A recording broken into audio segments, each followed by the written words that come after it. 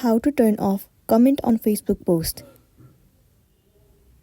It's a very simple and a quick process, so let's get into the video.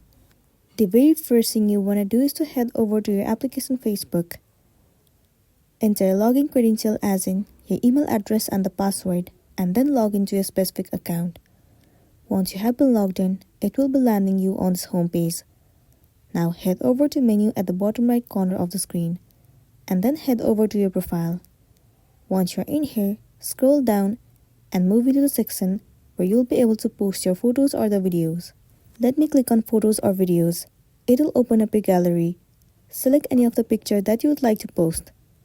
Let's say I would like to post this picture. Once you're ready to post, tap on next at the top right corner of the screen. Now if you want to turn off the comment of this post, then what you want to do is, first of all click on the post, and then click on this three dot at the top right corner of the screen. Over here you'll be able to see where it says who can comment on this post. Click on it. Different options will be visible to you: public, friends and established followers, friends and the profiles and page you mention. So you cannot directly turn off the comment, but you can definitely choose who can comment your post on Facebook.